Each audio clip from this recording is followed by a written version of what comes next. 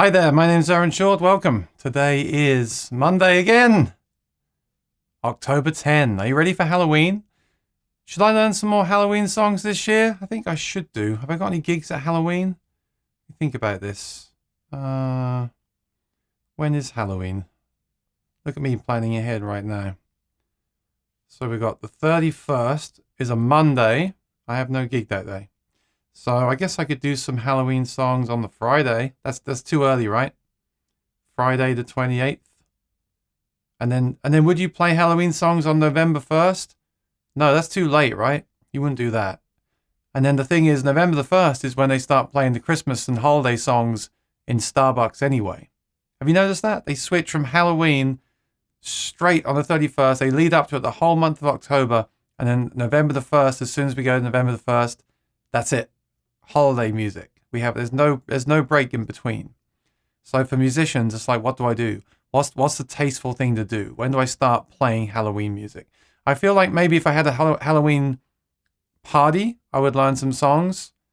But maybe like the week before, I'll just drop a few in, just hint at a few the week before. And I don't think I'll start playing holiday music in November. I think I'll wait until the end of November.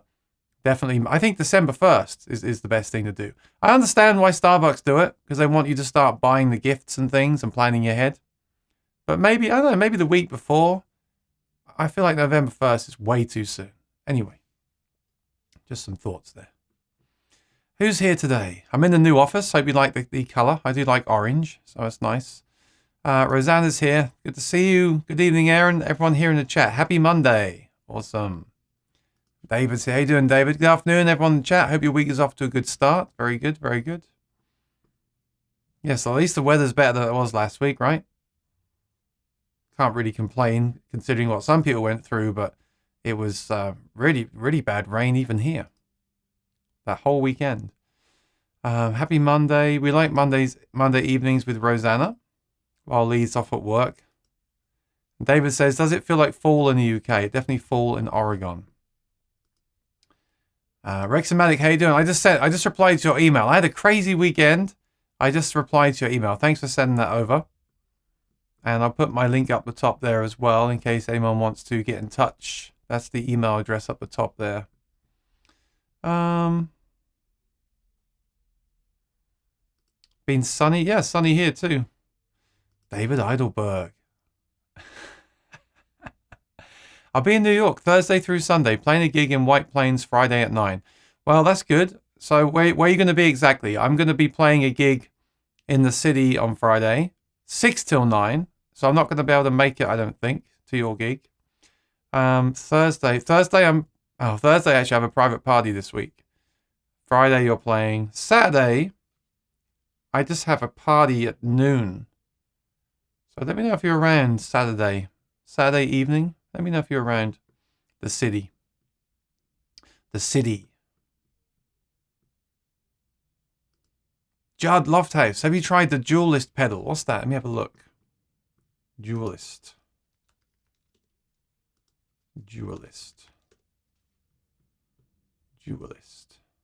The King Tone one?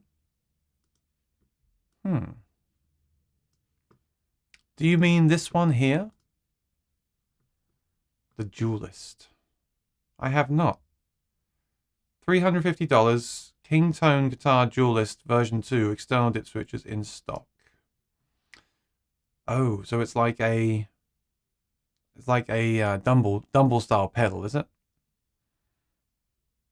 Interesting. I've heard of this, but I don't think I've seen it before. So you got two overdrives, A and B. And then two volumes, two tones. So basically two drives in one. Looks like the same pedal twice, right? Everything's the same. Fat, stock, or glass, tone and volume, drive, and bypass. And I presume you can double them up on top of each other as well. Interesting. Heavy hand and string singer. Oh, so they are different. They're the two different drives. No, I haven't tried that. Interesting. Are you looking to make a purchase by chance? Let us know.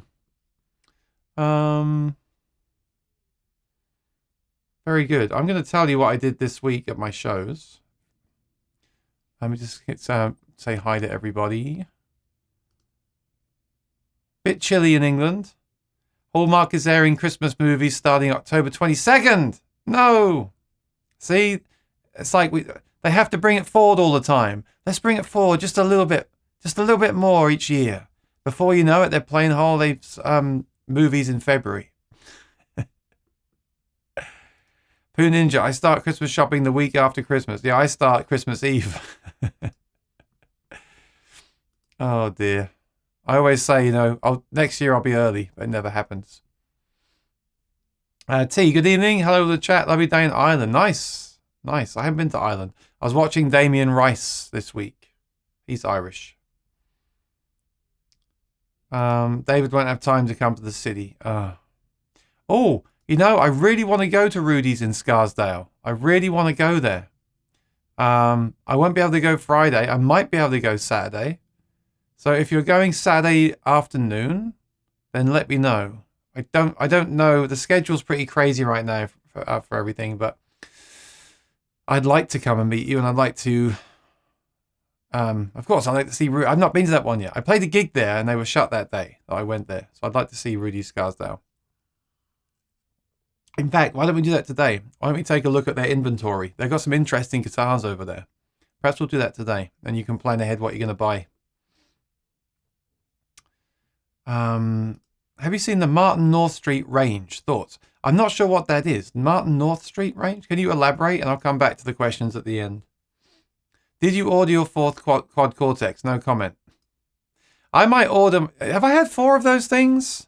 I got one of the. I got the first pre-order, right? And then I got one from Toman. Then I got one from Sweetwater. Have I had 4 or 5? I sold them all on again, got my money back. I didn't scalp them. But I did get my money back, mostly on all of them.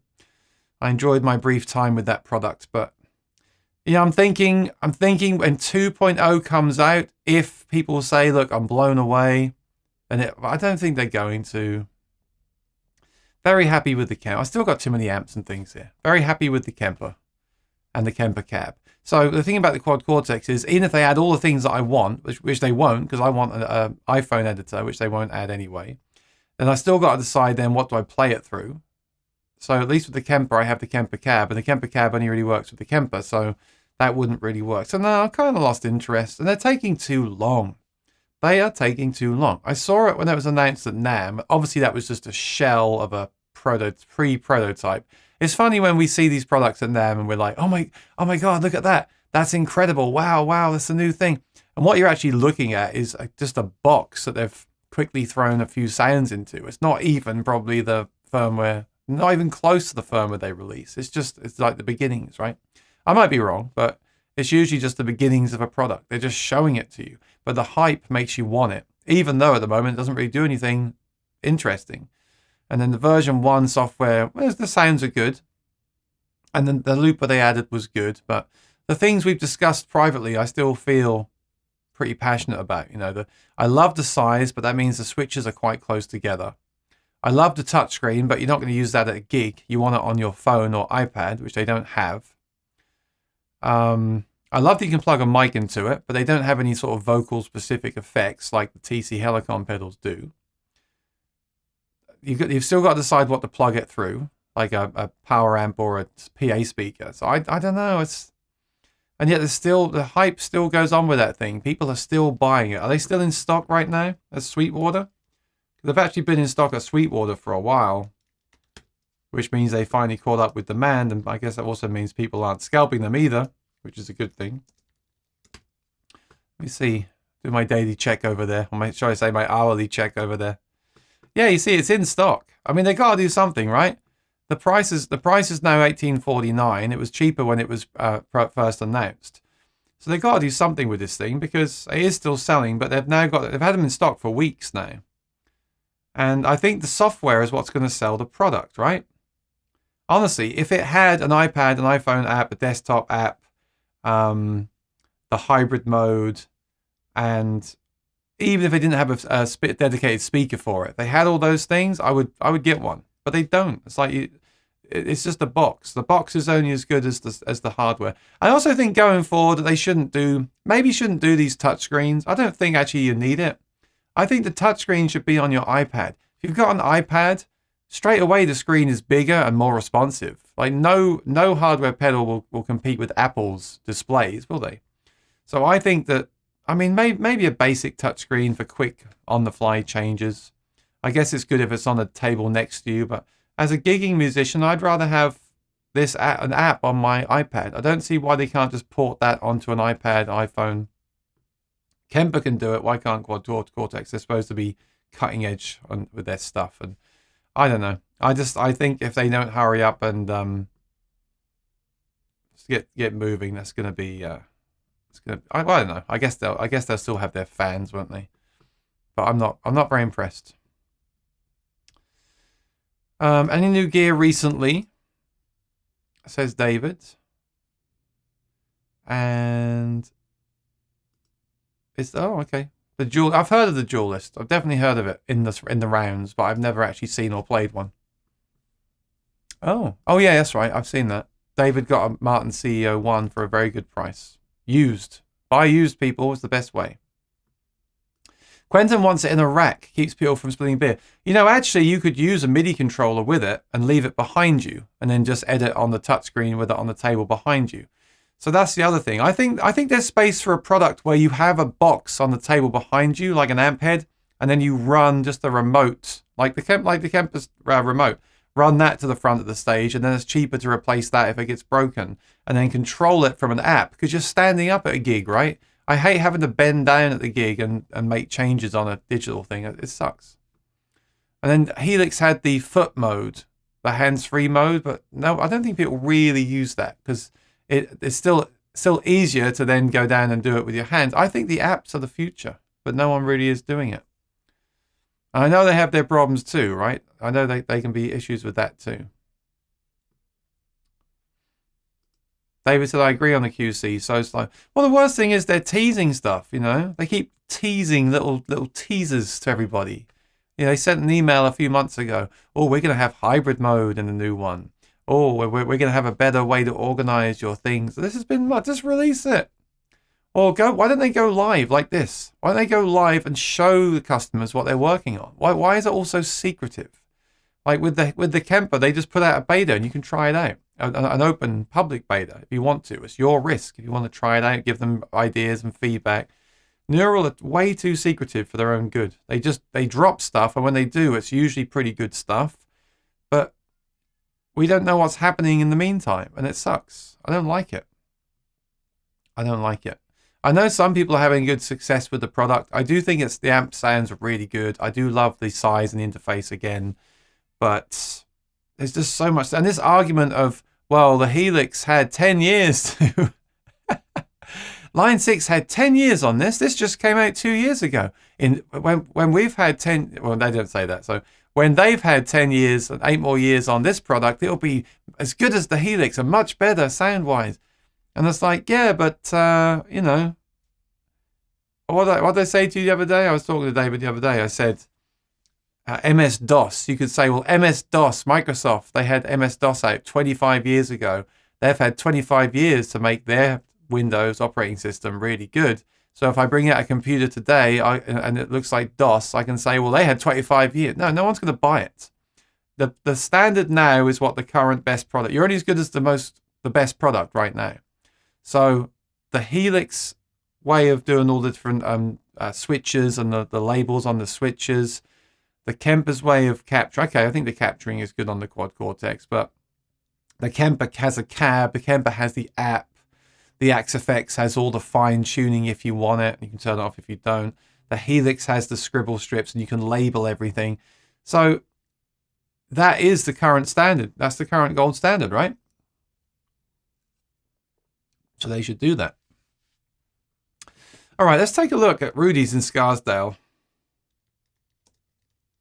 Because I saw in there a few days ago, they got some really cool looking stuff. So I think everyone might be interested in this. Take a look. This will be today's Guitar Tour store virtually. So the store in Soho is cool. And they've got 2 of those new... oh, look at that. That's Rudy.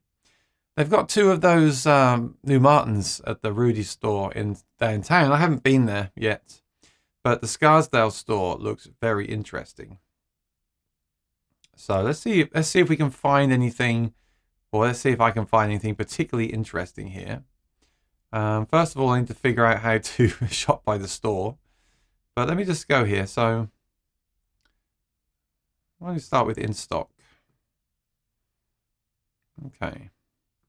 And you know what I like to do? I like to do price high to low. Not because I'm looking to spend 100 grand, but I feel like it brings up the very interesting stuff when you do that.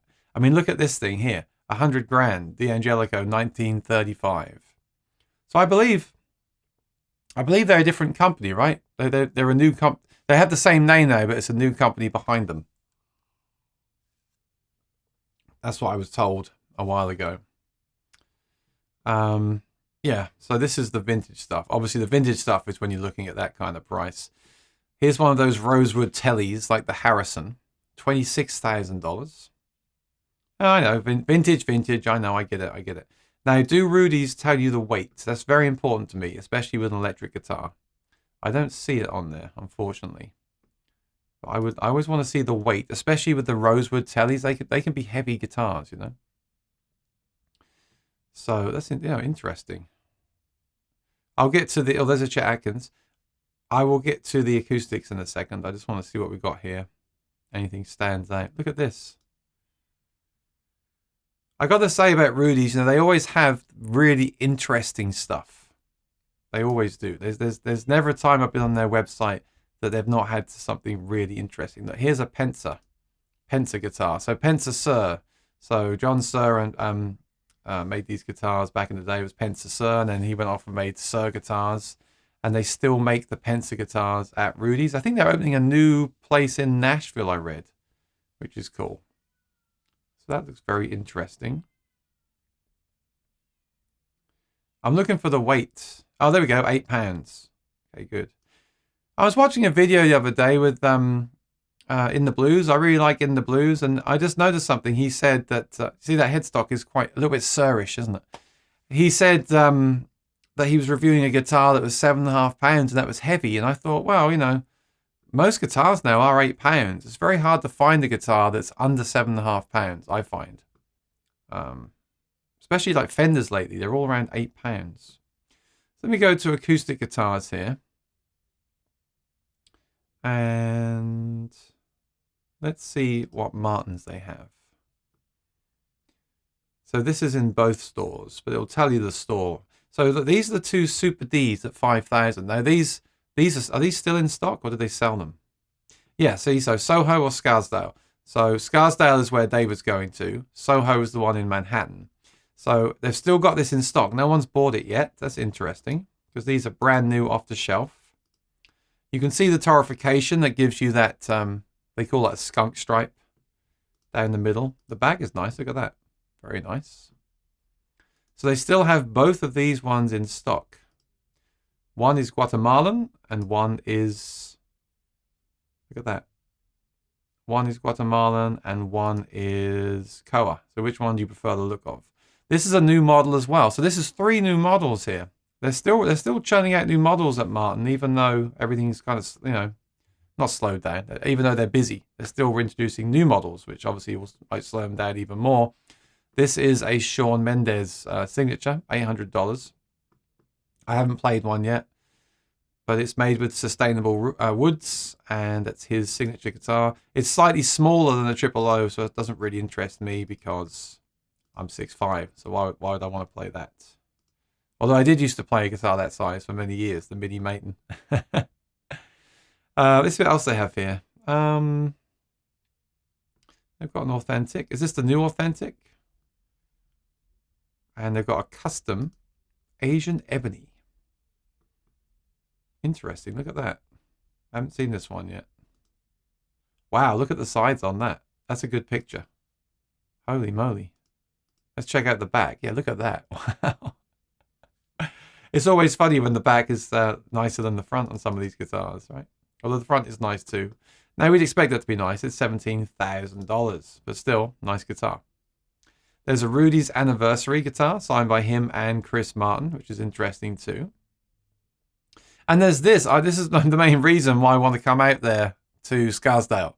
In Scarsdale, they have the Martin Alt XT 2003. It's a used guitar. Have you ever seen these before? This is the alternative, like their alternative universe guitars. And the interesting thing is, I was told there's one that has the MIDI system. I think this is an electric guitar pickup on there, but they made these with the MIDI pickup from Roland, and that's the one that I was looking for, not to buy, but just looking to see. And then I noticed this one, but this doesn't have that pickup. This has a Bigsby and an electric guitar pickup. I'd love to play this just for kicks, you know. But $1,400. I think they were cheaper when they first made them. This is aluminum or aluminium if you're in the UK top. So that's aluminum there. And also headstock.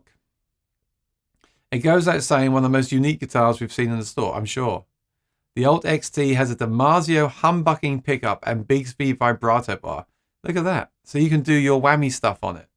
So there was a time, you know, I'm going to say it, there was a time when Martin did these experimental guitars. I was trying to think of the right word. There was a time they tried things out. I mean, now we've got the SC guitars, but that's still pretty conventional in my opinion. This is really out there. Like, I don't think I've ever seen an acoustic guitar with a Bigsby on it like that. Or not for a long time anyway. And an electric guitar pickup. And look at the sound hole plate there. CFM. I'd love to play this guitar just to see what it's like. I mean, it's not something I feel I'd be inspired to buy and play at gigs or anything, but I just love to see what this guitar is like. Let me know what you think about that in the comments. Yeah, so that's all that stuff there. And then let me see. We'll just pick one more brand here, unless everyone's got an idea.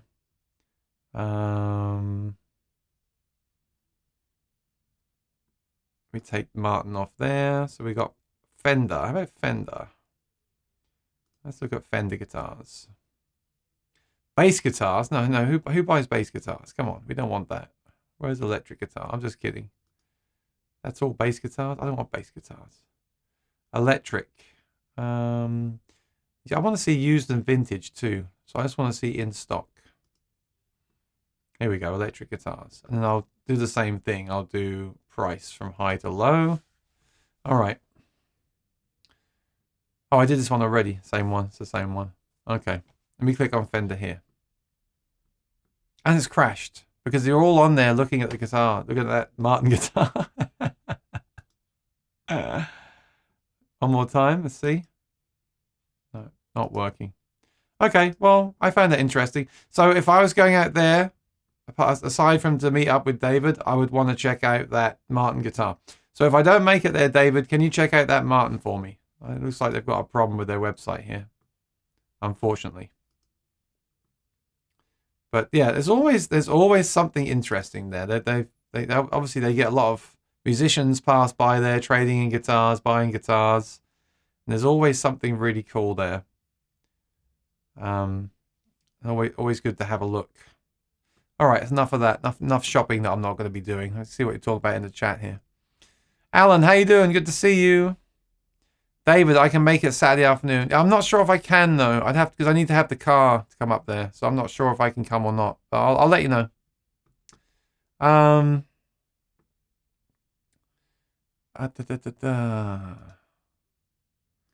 David says I'm tired of fanboys. Well, that's the thing, isn't it? I noticed that as well on Facebook. Everyone's always defending what they've bought. You know, I was gonna buy the Helix, but I bought the Quad Cortex and I made the right decision. It sounds much better. The Helix doesn't sound as good.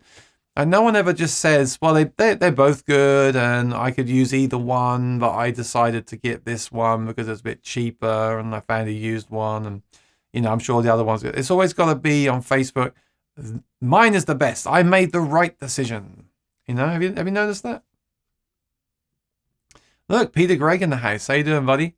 Making a cheesecake, low sugar carb, and listening to you. Very good. Yes, I saw your live stream on Friday, and I'm very impressed. You seem to have maintained a healthy lifestyle recently, and I'm trying to do the same. I've been like a yo-yo since that lockdown. I went up from 240 to 275. I went back down to 240 and now I'm about 250. So I'm trying to get back down to 240 again, preferably 230 or even lower, maybe 220. David says, I'm surprised Martin doesn't make resophonic guitars. Seems like it'd be a lateral move for them. Yeah, lately they seem very much in their lane, don't they? Like they stopped making the Dreadnought cutaways. They stopped making the GPC. Everything was very streamlined. But then they made the SC13, which I guess, again, is quite kind of traditional / modern, so I get it. But then they're still releasing these signature models and special editions, although maybe they've been in the works for years, right? Who knows? It'll be more interesting to see what happens next year. And with the way that people seem to be flying and traveling now, I want to see what happens at NAMM next year. I feel like they could almost bring that forward to January again and go back to the old days. But obviously, it's not enough time for companies to get ready for that. So at the moment, it's looking like the 2023 show is going to be April 13 to 15. So again, just 3 days this time in April. And then it says following that, the show will return to its traditional dates of January 25 to 28. Yes, 5, 6, 7, 8 more days. I can't wait for that. I love that show when it's the 25th to 28th, the whole week basically. Well, if you go there to set up, you're there the whole week. And January's a good time to go because it's cold everywhere else, you know. So I'm looking forward to that. I can't wait for 2024. I guess more people will go to the April show than last year. But I think we'll really see the change in January 25th, 2024. So long, you know, let's hope that happens. Yeah, that's on their website. I was just reading it there. Very cool, very cool. Brad, how you doing? Good to see you. Hey, Aaron, happy Monday. Temperature still hot in Tampa. Very good. Tim Teal says there's some new stuff and further expansion of existing lines coming, just not sure when. Yeah, well, like I said, I think the models they released this year were probably left over from the lockdown time. Maybe at those shows they were going to release that stuff. So let me do some questions so I don't get lost too far behind here. So the Martin North Street range. I don't know what that is. So let me Google this. Martin North Street range. Do you mean the place? I've been to the place. That's the old. You mean the old factory, right? Let me see if you elaborated on that for me. Here we go. New limited series. So more guitars? Oh wow! I just got through saying they're still releasing new models, and then there's more stuff. New limited series exclusive to Ireland and the UK. That's cool. Similar to the authentic series, from what I've heard. Addy tops and bracing and Indian rosewood back and sides. So they got a new name for it. Can you not buy the custom authentics in England? I'm sure you can, right? So let me jump over to their website and see.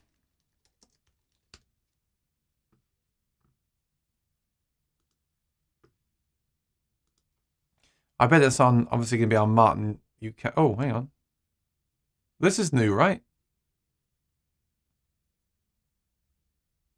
I'm so confused. There's too many models here. Is this Lotus new? Or has it been out for a while?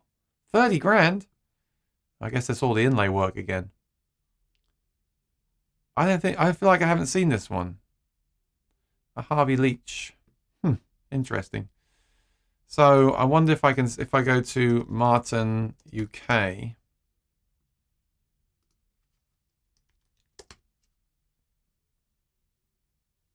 guess I can't access that. So yeah, where did you see that? Martin North Street range.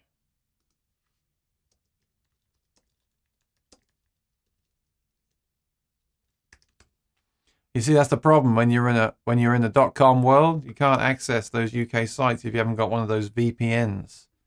I don't have a VPN. Here we go. I found it. All the surfing I do. I'm trying to cut back actually, but I guess it's working because I didn't see this. Although this is a UK website, so I probably wouldn't have seen it. All right, North Street is where it all began. Yeah, that's the original Martin factory. I've been there a few times. Very cool place. That's where they made the real guitar. Sorry.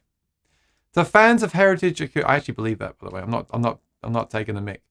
To fans of heritage acoustic guitars, that address sums up a lot of connotations and historical to the almost mystical. Exactly. Give me that mystical wood in my guitar. I love it. So what we saying here? The Martin North Street edition. We have a brand new limited edition set of guitars made by Martin. Now, okay, are these made in the... Come on, this is it. Are these made in that factory? Take my money. Take my money. Take my money. So I got to read this now. What have you done? And they're only in England. Don't send them to England. Keep them here in America. We have a brand new limited edition set of guitars made by Martin for Westside, their UK and Ireland distributors. Yeah.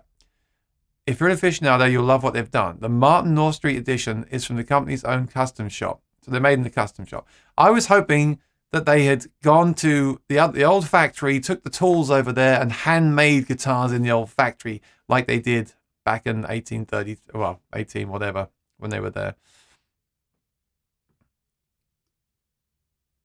Sights on the pre-war era of acoustic instruments, golden age of 20s and 30s. Yeah, they're, I always say in the show, they're the ones that they model the authentics after. They're the ones that are like $100,000 if you find them now in mint condition, or more or less, whatever. But a lot of money. That's considered the golden era. So change the output for Martin. Everybody using the World War. Yeah, of course. The golden age brought us main defining acoustic styles. The dreadnought. Yep, dreadnought body. So Martin's North Street guitars aim to cop a little of that golden age magic. Because this is definitely a British website, isn't it?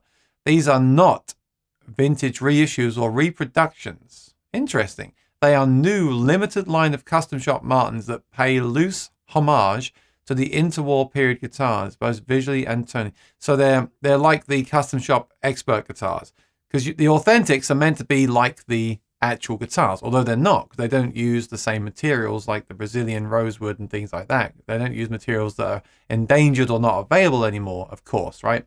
So we understand that. So then the custom shop authentic guitars is when the big Martin dealers got to basically make them, but with their own specs, a bit more modern, some different like neck shapes and things like that. So this is the UK version. That's not fair. This is basically the same thing, it looks like. But I'm a bit annoyed with that North Street name because I want them to be made. Am I crazy? I'm crazy. Yeah, that's it. That's why my Martins aren't good enough for me.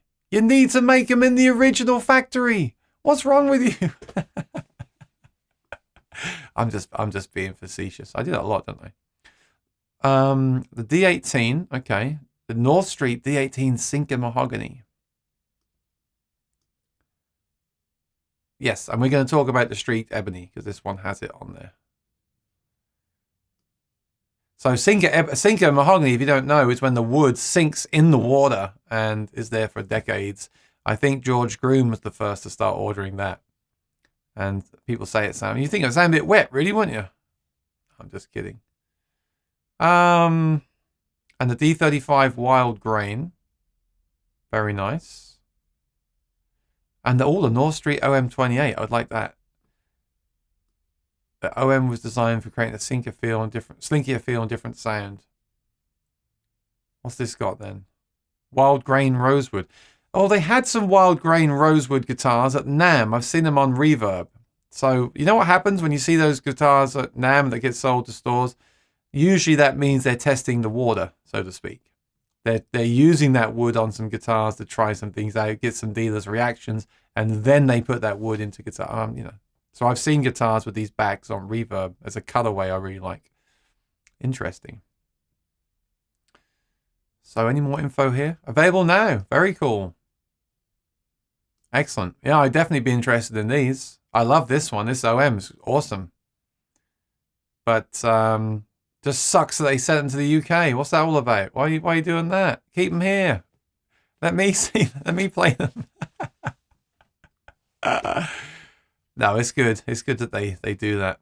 Yeah, well, let's talk about the fretboards again because that's something I've been thinking about lately. So you see this streaky ebony on the fretboard here.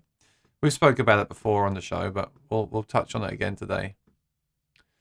So thanks for sharing that. See, I didn't know that. I learned a lot from this live stream. Let me catch up.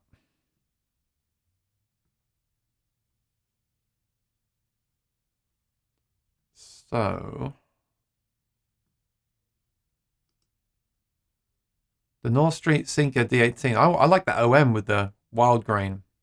Oh, get out of here, you trolls. You're not going to buy a Martin, so go away. Yeah, that's right. Oh, Lee, you better not buy one of them. I'll be so jealous of you. Don't buy one. Rosanna, don't tell him. Don't let him watch the stream. Order that that OM28 and say you got him a custom shop UK only guitar.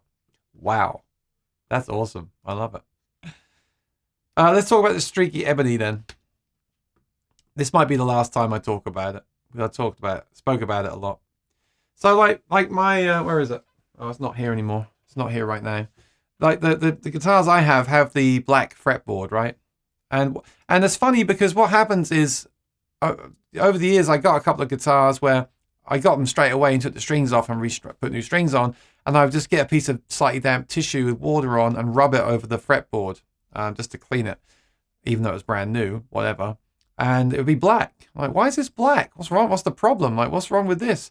Well, it's because Martin dye or paint or stain or whatever their fretboards. So the fretboards do actually have imperfections is a terrible word, but I guess that's what they may have called it back in a while ago. Now it's just natural. So people wanted the all black fretboard. So if you look at something like a 40 series up, they still get the full black. So let me see online if I can find one that I'm talking about. Okay, so check this out, right? This is an OM42.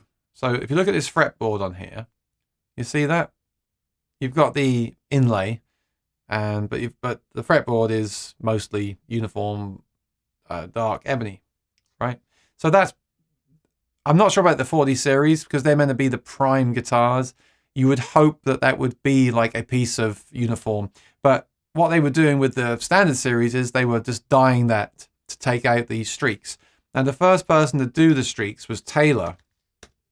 And actually, interestingly enough, they were doing this on their like 800 series. And that's a higher end series, right? So that some of the lower end guitars didn't have it, but I believe they deliberately put it on the 800 series because it was a high end series to get people in that frame of mind of, well, the high end guitars can have the streaks. So you look at that. That's what I'm talking about. That's the streaks there in the wood.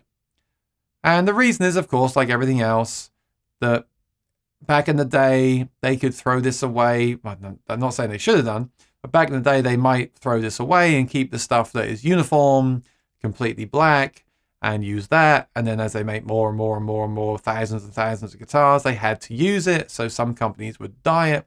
Some companies decided they shouldn't dye it and use it as natural. And Bob Taylor, the saying goes, bought most of the ebony and used all of it because you can't afford to throw it away. Also, when you do throw it away, it puts up the prices. I read something about someone might choose the trees they're cutting down and I can't remember exactly now. I always forget stuff when I'm live, but basically they need to use all of it. So Martin, up until a few months ago, and they didn't make a big thing about this, they just started doing it, right? So I was kind of shocked at first. I was like, whoa, what's going on? And honestly, it's a lot of this stuff with gear is all habit. So my thing was I just wasn't used to seeing it. I was used to seeing the black board. So if you look at this is we've had this kind of discussion on this stream before, like, do you like it or not? When I first saw this, I really didn't like it. I was like, what are they doing? This is terrible. I would never buy this. I think it's awful. And I honestly believe that is because I wasn't used to it. I really think I get used to things. If I get even a guitar, I get used to a guitar and play another one. I kind of want that old one because that's the one I got used to. Same with strings, same with everything else. And this is a visual thing. But same thing, I'm not used to seeing that on a Martin. Now, I might understand it on like the Modern Deluxe or the SCs or the Road Series, because they are supposed to be a bit edgier, if you like. But I just wasn't used to this at all. Now, this one here, this is a very extreme streak on the Ebony. So there's people out there that might love that, because there's people that love the bear claw. Some people want bear claw all over the body of the wood. And some people don't, like me, don't want any bear claw spots at all in the wood. So this is purely cosmetic. You don't feel it or anything. The wood is still smooth.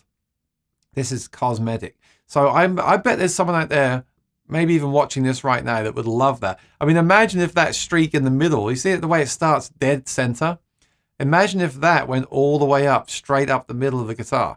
That I would want that, because it's got that, you know, it's even. But the way that's going like randomly up here, I do like it. I do like it. So let me know if you like that one. And then you'll see what it does do. I've decided the last few weeks, and I'm not being a fanboy either, by the way. That's just sometimes I have to process this stuff. It does give character. In fact, this is what people were saying on Facebook initially. They were all in favor of it, which surprised me. But I have to agree with them. It does give it character, because without that, the Martins can look a little bit overly traditional. I know they're meant to be traditional guitars, but I think what that does is it actually makes them a little bit edgier. And I think that's not a bad thing now. But what I would do is I'd have to find a website like this with these kind of high quality photos and choose the one based on that. So I love this one, look, because it's just a light patch right in the middle, again, right in the center. I think that looks really cool. So that looks great. The only question I have is this. If you find one now that doesn't have the streaks on it, does that mean that it's a piece they dyed previously? Or does it mean that is a completely black piece of ebony? I guess it does, right? But like the way they keep the clean looking tops for the 40 series, they're keeping the all black fretboards for the 40 series as well. That's what I read. Because remember, the 40 series, I do think they sound better in a way, but you really pay all those extra thousands of dollars for the uniform woods and the nice looking woods. It's mostly visual, I would say. But yeah, and that's just on that guitar there. So let's look at another one, because I think this is interesting. And yeah, it makes them unique, which is a cool thing. Let me look up. Let me see what we got here. Everything in stock. I've also noticed now there's a lot of guitars in stock everywhere, which I guess is a good thing for customers too. I'm not sure what that means for the brands, but so here's an HD20. I think that was a D28. So again, look, 4 guitars in stock. Crazy, right? So you see that? Yeah, there's a little bit on there, but not. So if you don't like it, that'd be a good one to go for. I rarely see them completely black, but if you do see one completely black and that's what you're looking for, I would buy it in a second, because you're not going to see it very often. Most of them have a little bit at the end, like this one. That's a good one to go for. Just a little bit at the back there. None of them are as crazy as the other one that I just showed you. See, again, a couple of spots in the middle. No, it doesn't bother me. And I do like the character. I do like the fact that they're not all the same. The only thing that really gave them the individual character before was the scratch plate. I know it sounds crazy, but if you look at the scratch plate, like they've got that dot at the top there, that mark at the top, that gave it some character. Otherwise, everything else, if there's no bear claw, was exactly the same as the next guitar, which is a little bit boring to some people. I know people that feel that way. So I think it's a good thing. They're also using this on the Modern Deluxe as well. Like I said, it's only the 40 series and up that gets the all black. So there you go. There's one there. Have they got any John Mayers right now? So I don't know. You see, I think the John Mayers are going to stay like this. See, that's how they used to look, like that, right? So I do like that, especially when there's a lot of inlay work. But I have really come around to the streets. I really have. And I just think for me, it just makes the buying decision for me tougher, because I then have to factor that into the choice I would make as well. But yeah, everyone that I've asked about it has said that they prefer it. So no one's really said to me they don't like it, which is interesting. T said there are wild grain and normal Indian rosewood, $7.50 in the difference. Taylor owns most of the ebony in the world. That's right, Bob Taylor. Yes, good documentary about it. Yeah, Bob Taylor's got a lot of good videos up as well. So let me show you the guitar I found from NAMM. OM28 wild. There's several. There's a GPC and an OM. And that looks like they came from the NAMM show. And of course, I didn't go to the NAMM show, so I didn't see it. So maybe this was... Aha! No, because it's 2017. So it wouldn't be that. I'm not sure what the other specs are either. But I just noticed a lot of these. There's some more as well that are more recent. I noticed a lot of these around. So it's the same thing. OM28 Wild Grain Rosewood Addy top. So let's see.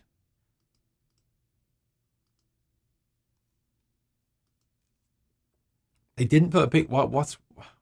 They didn't put a picture of the back. Isn't that the whole point? Let me see. Come on. Well, that's what it looks like anyway on the headstock. There's definitely a few of these. Yeah, this is what I was looking at. There's an OM colorway. But I emailed this store and they just weren't they didn't even get back to me. So it's not good. And then when they did get back to me after a few emails, they were like one word answer. So I wouldn't buy it even if I wanted it. But I think this is cool. So this is the wild grain wood. And then it's got a strap button. It's got a pickup, just a basic pickup. Which I probably wouldn't want either. But yeah, that back isn't that interesting. There was one with a more interesting back. And it's got the wood binding. It's got the abalone around the sound hole. I think they're cool. $6,000. I mean, an OM28 right now is what, 33 or something? I think that's good. So it looks like Martin got some of that wood in. I don't know if they always have that or not, but I hadn't really seen it before. And I just started to see it more on these guitars here.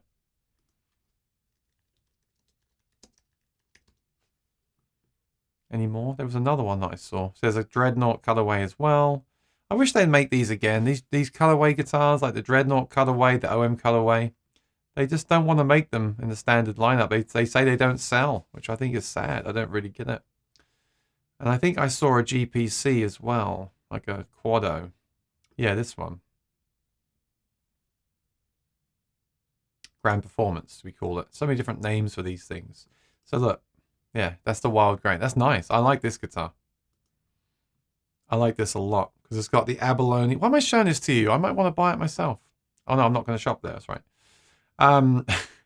It's got the abalone around the sound hole, and it's got the wood binding, not the plastic, and it's got the wild grain on the back, and it's got the strap button already. I wish they'd always put the strap button, but it's only. I think it's got like an undersaddle pickup, which I would want to take out and put something else in there, I think. What is it? Da, da, da. I don't see it. I'm pretty sure it's a Gold Plus, which is a good pickup, but I would want something else. But yeah, that's really nice. So they don't even make the GPC anymore. I'd much rather have this than the SC myself. Then again, you know, with a colorway, I tend to use it twice a night. You know, I tend to like slide up the open E chord up to the top of the guitar. I don't really need a colorway, and I don't really need a GPC. Like OM is fine for me, so I don't really need something like that. But that I think that's really cool.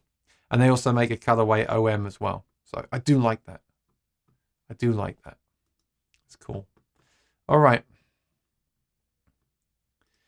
Yeah, I'm the same, Poo Ninja. If you're going to call it wild grain, I expect some cool grain. Yeah, that grain's not that great, is it?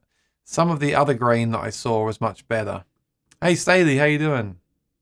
Oh, come on, you bots. Get out of here, you bots. Are you working on that, Rosanna? Yeah. You see, Rosanna's great. She's always here. I really appreciate Rosanna. She's always here.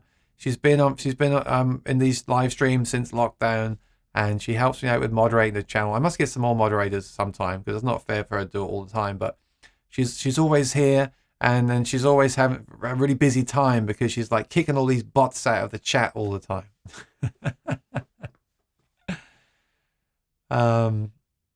So she doesn't get bored on a Monday.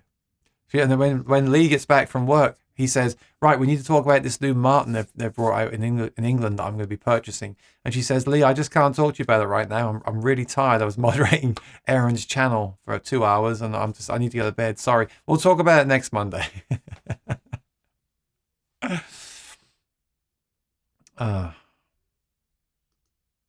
Good to see you here. Good to see you here. So yeah, I just relay my personal experiences. It looks like they have great inventory at Fuller's. It looks like it's a great store from what I read online about them. I've never been there. But this was a few months ago. I sent them an email about that guitar, inquiring about one of those guitars, and I just didn't hear back. So I sent another email, didn't hear back. Sent another, didn't. So I went onto the Facebook and said, is your store open, or does the email work? Because no one's replying. And then the person on Facebook was good. I think they're just a social media, not just, but I think they're the social media person. And they were like really helpful. Oh yeah, they'll get back to you. And they didn't. And then they said, oh, what are you looking for? I thought you're doing social media. I don't think you actually work there. And then I guess they said something. So then I got like a 1-word answer, or maybe 3-word answer back from them. And I don't know. Don't you find lately that some places make you feel like they don't want to sell to you? And then some places you go on their website once and then you get all those emails, you have to unsubscribe. Some places like that, you feel like they don't really want to sell the guitar. Then again, maybe they get loads of inquiries that never buy the guitar as well. I get that too. You have to see it from both sides. But I've had this year, I've had a couple of experiences with guitars that got broken in the mail, and they all got resolved, but I wouldn't want to deal with someone. That's my thing. I don't really want to deal with someone who's not replying when I want to give them my money, because then what if I need my money back because there's a problem? I mean, you could say that they're going to be better when that happens, but what if they're not? So I don't know. Yes, Lady. Sorry, I didn't tell you what I was doing at the weekend. So my shows last week was Tuesday, as always. Tuesday in the restaurant, Thursday in the restaurant, Friday in Manhattan. I had to fix the sound system there because one of the cables was broken. Hopefully that's now fixed. Great tip if you're a solo act, or even if you're in a band, use a looper. And the reason is, what you can do is you can create a loop, and then you can put your guitar down, unplug it so it doesn't feed back while you're away, and just walk around the room, see where the sound is coming out, see how the sound is out the back, see where if it's clipping on their mixer out the back. Because some venues are like that, right? They have a thing out the back and you can't see it. I know some people like to use wireless, but even then you've got to play while you're walking around. I love this idea of looping something and then walking around the venue to make sure everything's working. I was actually doing that for a while at one of my gigs, and one of my other gigs. Before I go to switch the music over in the back of the place, what I was doing for a while is I thought, well, once I switch that, I've got to walk back again. There's no music. So I was recording a loop of the guitar, then putting the guitar down and leaving that loop running and going. That way, when I switch over the music, that loop is straight away coming through the system. And as I walk back to where I'm going to play, I almost said stage there, but it's not really the right word. But where I walk back to the stage area, or the area that I play, I can actually then listen as I'm walking through. So that's so valuable. Then you can see what the audience is going to be hearing at that time. Of course, the next step from that would be to have some kind of app on your phone where you can also change the sound as you walk. I mean, imagine that. Like, what sounds a bit bassy, you can roll off some low end. That would be truly useful. But of course, no company is interested in making truly useful products. They just want to keep making guitar pedals. Oh, I didn't. That was me. I'm very feisty today. But it's really good to hear what the audience is going to hear as you're walking back to the stage. Apart from Kemper, they made the app. So it's good to hear that stuff, I think, as you walk back. Otherwise, you're just deaf, right? You're not going to know what they're hearing at the back of the room. You're not going to know if the speakers are working or anything. You just don't know. You're just guessing at that point. So I really like to do that. I really like to do that. So I do that whenever I can do. And then Saturday was really great. So Saturday, the reason I have this green screen, I do now have it permanently installed. I had a tension rod up for a while and it fell down twice and caused some damage. So this is actually a metal cable that's hooked into either end of the wall, like really drilled into the wall, and it holds this green curtain, and I can just pull it across and have the background. I really like this. I really like having it. I know it's a bit cheesy. I know you can see that it's not real. Like if I do this, you know, and that's because it's cropping the sides for me to keep it in, and you can see my hand's a bit fuzzy.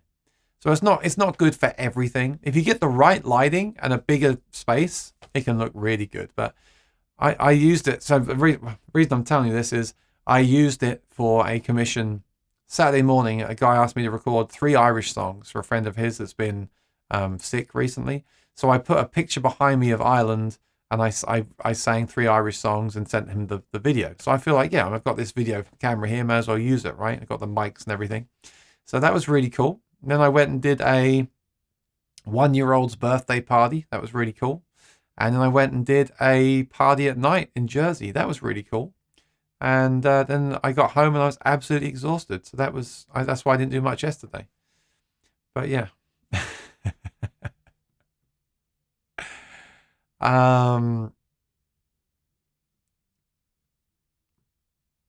But you know, we all the thing is in life, we all have different experiences, and that's why I love having a YouTube channel, because at the end of the day, it's just my experience, isn't it? That's all it is. It doesn't, you know, what does it really mean? It's just my experience with everything, and that's the experience I had. And that's not, I'm not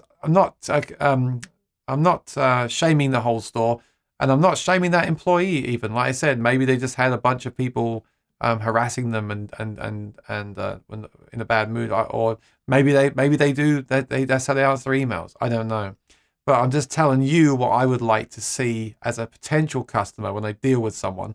I don't want them to be overly friendly and email me all the time, but I would like them to get back with the information and not give me kind of a smarmy reply. I'm not saying that one was smarmy, but you know what I mean? Like, just a normal reply would be nice. And there's some stores that are still like that out there.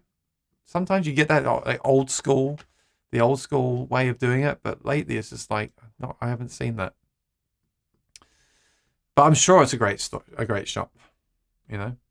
I've heard some people say the same thing about Rudy's. I think Pete Thorne did, but I've not had. I mean, I kind of get what he's saying, but I've only had pretty good experiences there in my time going there. So I don't know. I guess we all have different experiences. Yes, thank you for banning those evil people from my live stream.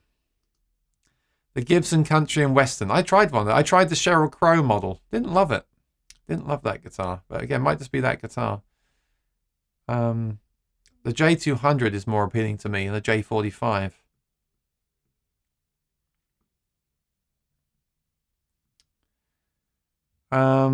Ryan says they seem scared. Well, like I said, it's just our experiences, isn't it? I bet I bet I could name any store and someone could say, well, I wouldn't go and buy from there. So, and I don't really want to go down that route for my channel. Pumpkin spice, that's right. This is the pumpkin spice background. Should I change it? Make it more interesting? Oh, I'm back in England. I'm in my castle. This is the castle on the hill. So this is what Ed Sheeran was singing about. There we go. Pretty cool, isn't it? I like it. I'm actually thinking, like, part of my downsizing, I was thinking today, maybe I should completely downsize, get rid of everything, and just have the green screen completely surround the back of me, so I can actually move around this. Because at the minute, look, it cuts off. So I could then completely move around and zoom out and just have a green screen behind me and just put things up on that. I quite like that idea. I don't think people need to see my closet and my light switch and what guitars are behind me. I think I like the idea of just having me on the screen. And then if you're talking about some kind of guitar or something, you can do like I do here. You can just be a head. And if I didn't have this chair, if the back of the chair wasn't there, then I would literally just be a floating head on the screen like this. And I could just talk and you know, talk about the guitar and point out things on the guitar. I quite like that idea. So I might do that.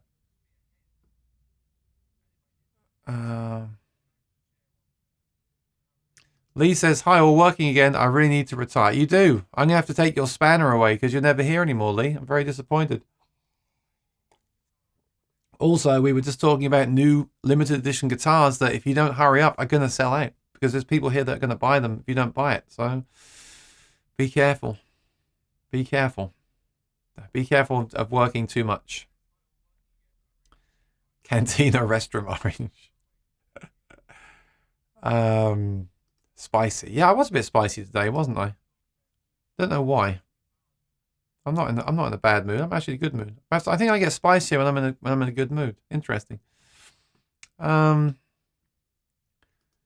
the looper is just so useful. And then of course the best product is the one like the Kemper, where you can set the looper at the beginning of the chain. So normally when you perform, you put the looper at the end of the chain. And the reason that you do that is that you want all the sounds that you create to be in the looper. So if you turn on a drive pedal and it's all distorted and you hit record on the looper, then it will record that distorted sound. If the looper's at the start of the signal chain, when you turn that distortion pedal off, the loop will go clean. So that's why you do that. Most of the time you have the looper at the end, the very end of the chain, right?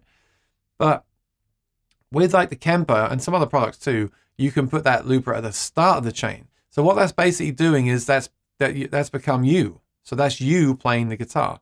So then any changes that you make will be reflected in the loop. So what that means is if you have an app with an editor on it, then you could record that loop, walk out the front and listen. And if you thought to yourself, there's too much reverb, if you turn the reverb down on the app, it will turn the reverb down in the room. How useful is that? You know, you can do that now with digital mixers, right? If you're a sound engineer, you can walk around and mix the sound out the front like that.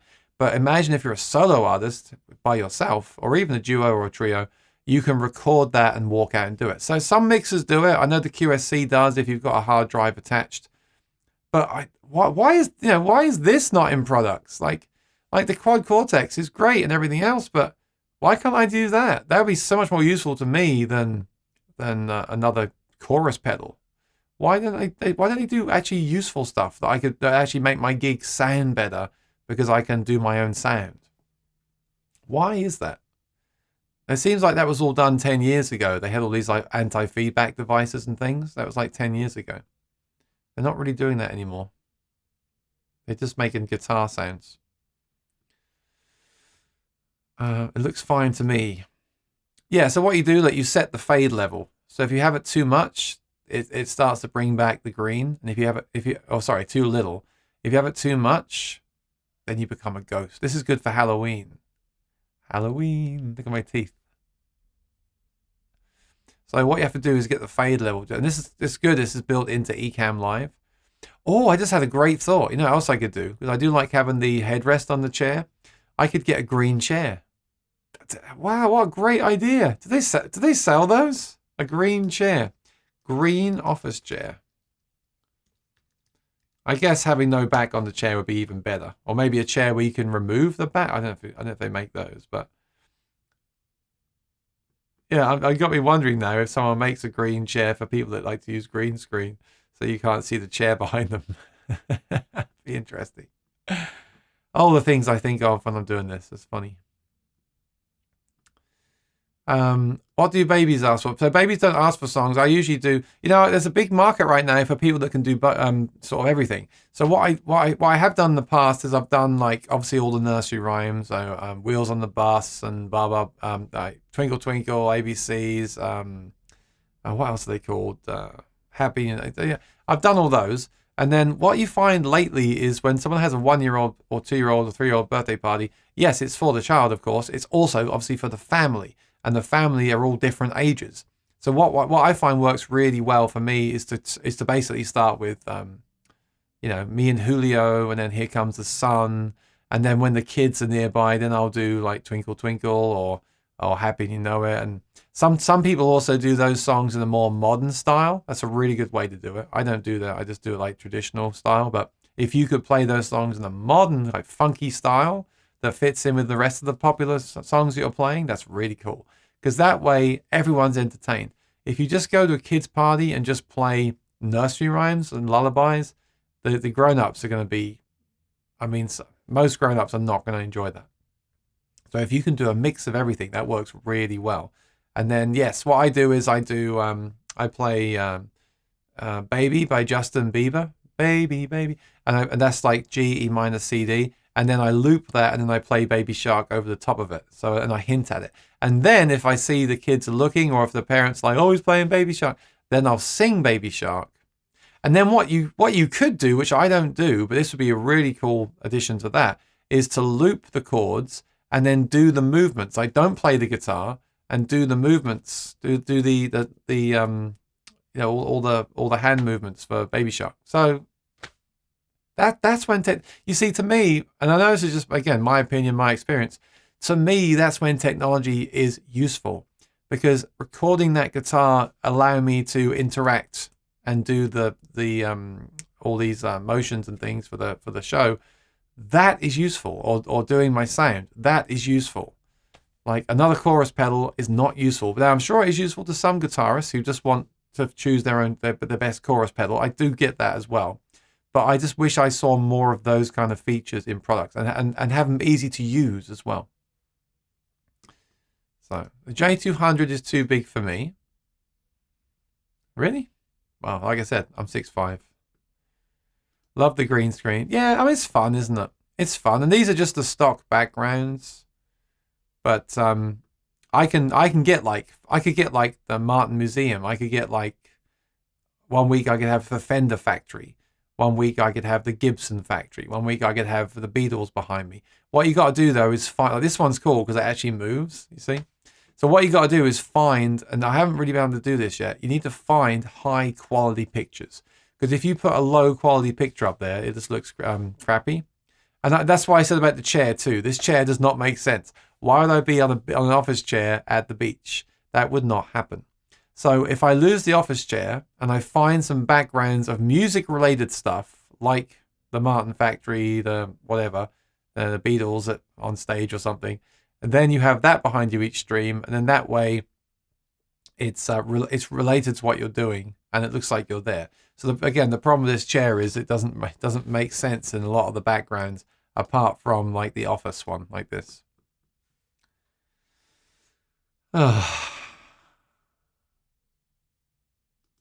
Yeah, I thought about that too. Just paint the whole room green. Oh dear. Yeah, sometimes people... I did a live stream once with like a studio behind me and people said, oh, nice studio. It's all right for you. It's like, no, it's green screen.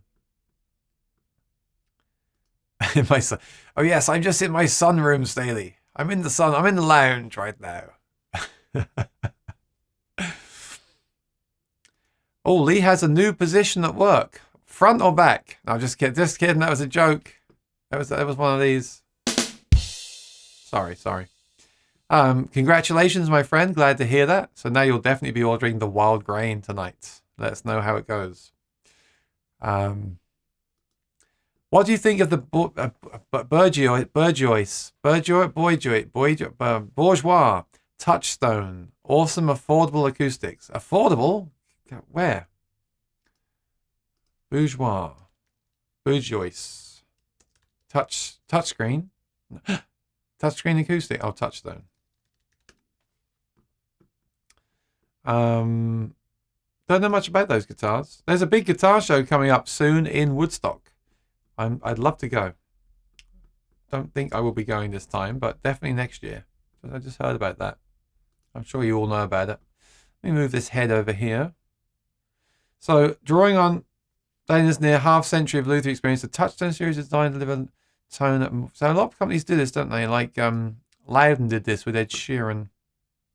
So where are these made? What are they? Oh, Alaskan Sitka spruce, hand-voiced in... So they're made in America, in Maine? Wow. Very nice. I like it. How much? Look, Addy bracing. Shallow grand tunes. I had some bad grand tunes, but if you get a good set, it's okay. Indian rosewood and Alaskan Sitka spruce. That sounds like a nice guitar. So if that was a Martin, you'd be looking at like what, 35? It'll be a custom shop, right? It's probably 4,000 or 5,000. But I know that's sort of like an NAMM basically, which is about 33. So how much is this?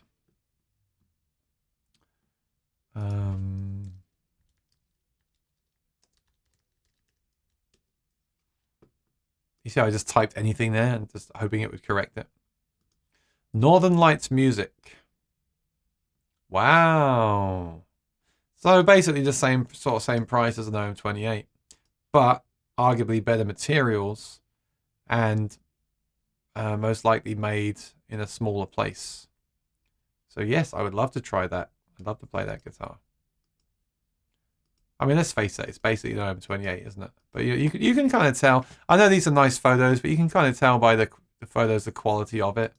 It looks like they're using very nice stuff here, doesn't it? Nice woods. And then your fretboard here is all black. So yeah, it's just a lot of people want to see Martin on the headstock, but if you're not worried about that, then this is worth checking out. It'd be very interesting to compare that to the Martin. Very nice. Thanks for sharing that. I didn't know about those before. More trolls. So 3 sets of trolls today. Come on, you don't get the message. Why are you always keep coming here all the time?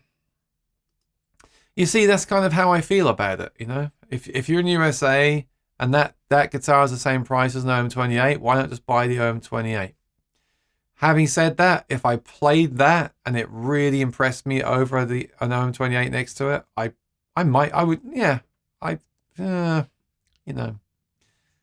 would at least consider it, definitely. Big Sky Strymon for the win. The Strymon Big Sky. They make good pedals. I don't think I've ever owned any of them. Try the Baby Tree. Oh, is that another kid's song?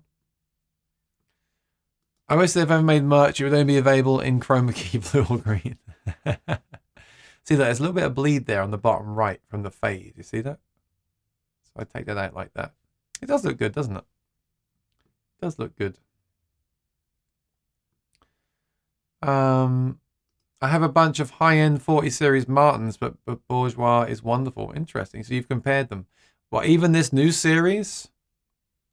I mean, how are they making them cheaper like that? What are they doing? Are they made another factory or what? I thought they might be made made somewhere else, but they're not apparently. Sit on the stool. Yeah, the only problem with that is it's nice to sit on this chair because it's very comfortable. If you're sitting here for a long time doing editing and stuff like that, it's nice to have the backrest. But yeah, I actually sat on the stool the weekend for those videos, and my back was hurting a bit. It depends. I mean, it depends on the background, doesn't it? If the background is related to an office chair, then it's fine. Okay, so Ryan says Touchstone series are sourced cheaper but made high quality. So cheaper materials but still made with the same quality. That's cool. I just sent you a link to a $20 green screen that attaches to your chair's headrest. That's such a great idea. I mean, let me check this out. Oh, you sent it on Messenger. I'll check it out later. But yeah, it makes sense, right? Just slide it over the top of the chair. It's better not to have it there at all, though, because the problem with the green screen is that even the crease in it will show. Like the green, like Poo Ninja said, you really want to just paint the flat wall green, because if you get any creases in the fabric, it will start to break through, like it did on the bottom there. I had to take the slider further up. So the best thing is just not to have the chair there at all and have the biggest space possible. Some people even have the floor and all the walls painted green, and they can actually then walk around like they're in a room. They have like a studio picture, and they can walk around like they're in the studio. That's really cool. I love that. But you need a big house for that, really, not an apartment. So what device, app, or software do you use for learning and rehearsing songs? Learning and rehearsing? Just kidding. Both lyrics and chords, and storing them to easily retrieve until you have them memorized, or to refresh. Well, actually, I've made a video on this. I use OnSong, and I've actually been asked to make them a and they asked me to make them like a what's the word? Like a minute-long video just saying that I use it. And I'm going to do that. In fact, I should probably do that when we finish here. I should probably do that because I do use it. I've used it for a long time, and it's excellent. They recently had a deal on there, so it's OnSong, OnSong. They recently had a deal on lifetime membership, so I paid for that. I bought that. It's like 2 years because there's now a new version. I use it all the time. So I just type. You can actually import the songs from guitartabs.com as well, which is nice. You get the chords as well. So what I do is this.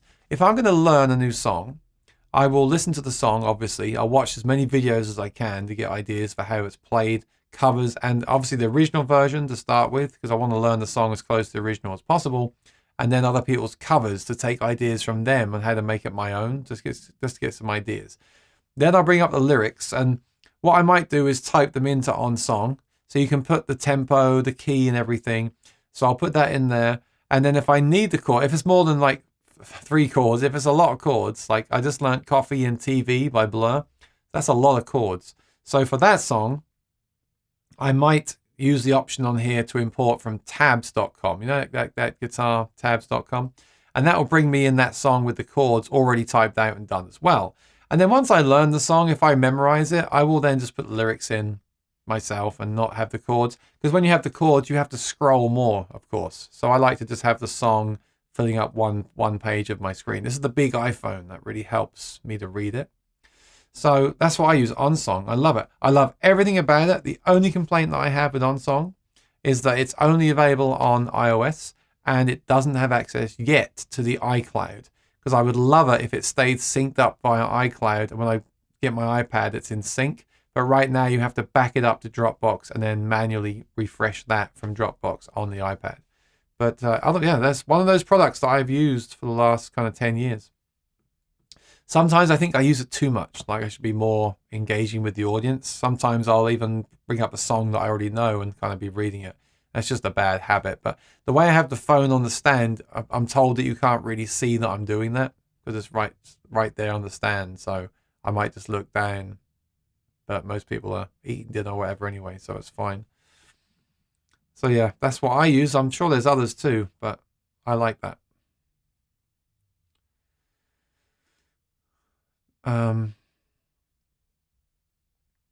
Interesting. Bourgeois make the tops and bracing and then ships them to Eastman for finishing.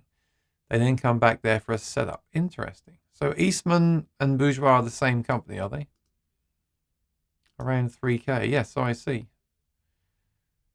But I also get what people are saying, like, why don't you get a used Martin? Even cheaper than that. It's a good option too. See ya, Pooh. Ryan says, how do you feel about Collings or Preston Thompson acoustic? I haven't played them. I played a Collings once at Guitar Center used, and I really liked it. And I was going to buy it, and I went back and played it again. Didn't like it as much the second time. There's only a couple of those boutique guitars. And actually, talking about Rudy's guitar, they have a lot of good boutique stuff there. I do have a Goodall. That's the only guitar that I have left from England. They're still in England. The Goodall, and that's basically an Addy-topped dreadnought made of mahogany. I bought it used in England with a big crack on the side that had been fixed. And that's the guitar that I play on my album, 10 songs, if you look on my album. All the acoustic guitars pretty much are that guitar. It's a great guitar. And then at Rudy's, I have played the big OM, the OM Grand, the OMG, the Oh My God. I really like that guitar, or at least the thought of it. The one I played was very nice. That's Santa Cruz guitar. And I've also had a Husson Dalton there for a few years that I really like. The OM something Husson Dalton. It's got bear claw all over it, and that sounded really good too. And a colorway too. That's a really good guitar. But yeah, I don't know. Yeah, you gotta be careful with these boutique builders because it's harder to sell them. That's the thing about this guitar we're talking about now. If that's $3,000 and you can get a Martin OM for $3,000, if you want to sell that Martin OM, I mean, sure, in the current climate, you probably only get 22 for it if you're lucky. But how much are you going to get for that Bourgeois? Especially when it's one that's like a new series. You know, I think you will get the same money for it, but I think it will take longer to get that money. So that's why I'm not really into those kind of guitars. Although having said that, like I'm not a big Suhr guitar fan, but the ones that I've played are so well made. Same with PRS. I do like gravitate towards the traditional brands like Fender and Gibson, but some of those PRS and Suhr guitars are so well made, it's really hard to go back. You know, like all the Fender Strats I have, they all eventually get the fret, but the choking and the fret bars and the notes dying out on the fretboard drives me nuts. You have to keep raising the action, and you know, some of it is the radius as well, and they do make modern Fenders as well, but the Fenders that I love always have that. And then a couple of Suhrs that I've played don't have that at all. They just play like so well. So although I still prefer the legend, legacy brands, because of the legacy, there's a part of my mind just saying that just play the new one, because it's gonna be, they generally just play so much better. I know that's the experience that I've had. So it's not like a deal breaker, but it's a nice thing. But then again, if you want to play those brands, those headstocks, you don't really have a choice. There's things you can do, like you can go to certain really good setup and get like a plec or something, all this kind of stuff. But in general, those boutique builders do make really good stuff. It's just that if you then want to sell it, I feel like people are generally looking for the Fenders, the Gibsons, the Martins, the Taylors, right? Staley played an Addy top short scale, slope shouldered Bourgeois and didn't like it. Interesting. Ryan, I feel like Martins from 2018 to now are making their best models yet. Yeah. Well, the reimagined series is excellent. That was an excellent move on their part. I agree with that. And they started plecking, and now their guitars play as well as anyone's guitars, in my opinion. And that's all down to the plec machine and the lower action, I think. Preston Thompson guitars are made about an hour and a half away from my home. Breedlove and Bedell are 2 hours away. Well, you're lucky, so you can go and play them all. No, not a tutorial, Gary. They want me to make I could do it right now, you know. Hi, I'll do a practice run now. Tell me how it is. Hi, this is Aaron Short. I'm here. I just want to let you know about this app, OnSong. I've used it for many years, even before I became friends with them. And I love it because I can store all my lyrics in one place. It keeps them organized. When I get to my gig, I can open the app and the screen does not go to sleep, which is very, very small thing, but incredibly useful. And I keep adding my songs to it, and I really love it. I use it at all my gigs. I use it all the time. And if you're looking for an app to keep your songs on, I highly recommend it. Just that, basically. So I'll do that for them because I do like the product, and it won't take me very long. Once I finish this stream, I can just make that and send it to them. I'm done. So it's very easy for me to make that. Of course, what I'd like to say is, but I wish they would add that iCloud support right now. But I guess they don't really want me to say that in the testimonial. They want a testimonial. So I guess they don't want me to say, I hope they add iCloud soon to the end of that video. So I won't put that in there, but I've told them many times that I'm waiting for that. So I hope they do add it. But I don't really use the iPad. I always use the phone. So it's not really something that I would actually use. I just like the idea of it. You know what I mean? More spammers. Come on, get out of here. No one's clicking your links. So yeah. I mean, I don't know if there are any other apps, and you could use something like Pages or Microsoft Word. You could use anything, but the OnSong app is cool. It pairs with a Bluetooth pedal to scroll through the songs. I've used that. I use that now. And there's the thing about OnSong is there's so many features that I don't use. Like I don't use the sharing, the streaming, the backing tracks, all the MIDI stuff. I don't use any of that. I literally just use it for songs. And what I like the most about it is that when I open that app at the gig, so it's on my front page of my phone, I open that app, and it sounds ridiculous, but I know it won't go to sleep because the app doesn't go to sleep. If I use something like Pages, I'd have to go in and set it to not go to sleep. And if I didn't, and I started a first dance at a wedding and it went to sleep, that would suck. So I love the fact that I can open the app. It's rarely crashed on me, if ever. And I can just swipe to the song that I want, see it very clearly, and yeah. I mean, it'd be cool if they like sold songs, but then you'd have to pay for them. But like if you could get songs already curated, but you don't really need that because you can get them from Ultimate Guitar and import them with one click anyway. So just one of those products that I've used every day or all my paid performances for the last 10 years. So I think it deserves a mention. David, have you played the Preston Thompson ever? I haven't. I want to try those as well as Santa Cruz Dreads. I got a Martin 42 Modern Deluxe recently, but I almost got a used Preston Thompson or a Collings D3, but changed my mind last minute.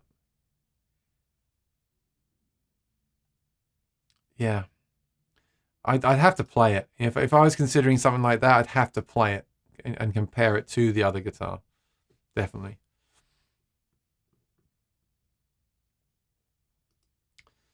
$7.5 grand, yes. I personally enjoyed the Collings I played, but now they've been brought out. So that was, I'll show you that guitar I was talking about before at Rudy's. That was a Huss. Very cool guitar. So basically, when I bought the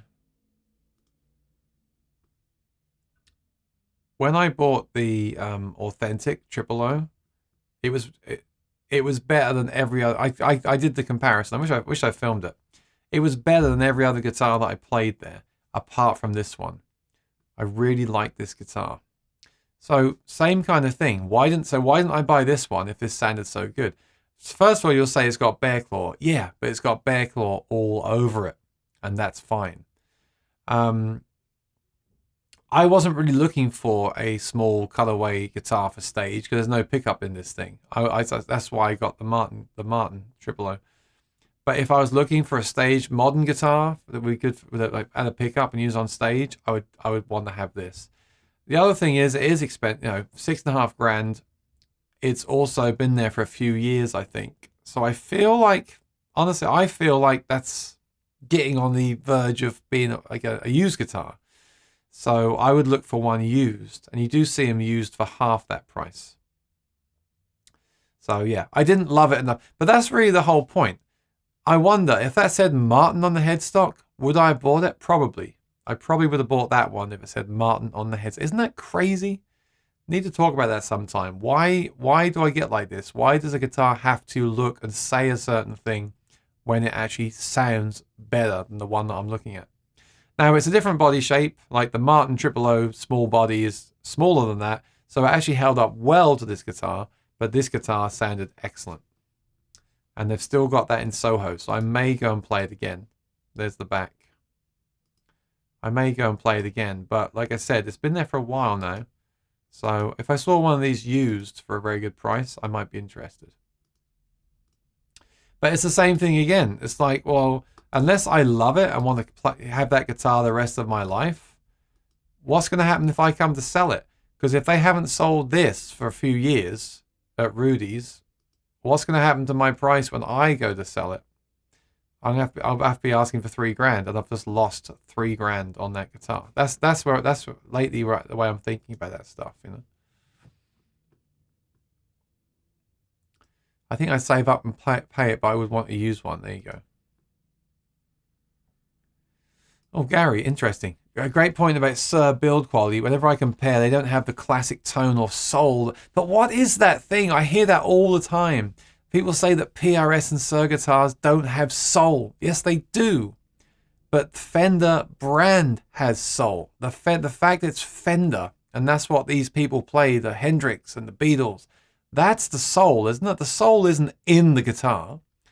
The guitars are made by people that maybe started building guitars a year ago, and they're just in the same factory with Martin. They're not even in the same factory, are they? They're in a different factory. So isn't that what the soul is? And the thing about Sir is John Sir worked at Fender. John Sir was very high up at Fender and developed a lot of cool things. And he just went off and made his own guitar. So I kind of see Sir as Fender because he worked. It's not like he's just started building guitars. He worked at Fender and now he's trying to make a better guitar. And I'm not disagreeing with you, because I like the Fender headstock, and I do like the sound of some Fenders a lot as well.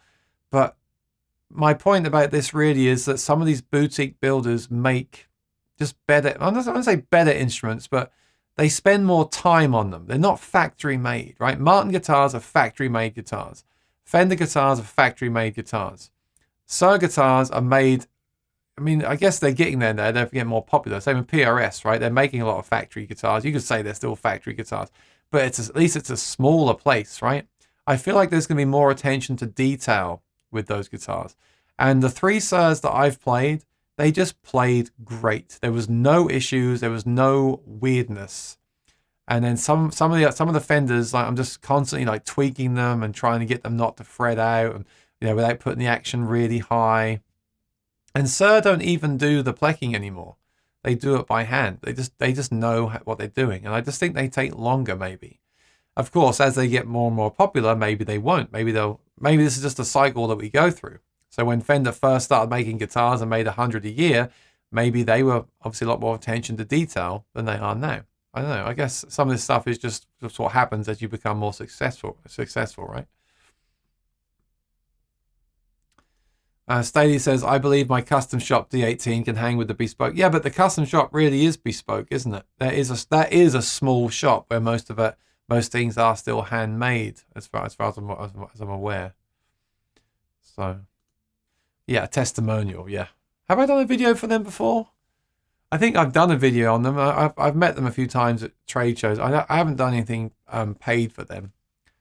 And the 2022 version is a new pay scale. I did buy that myself.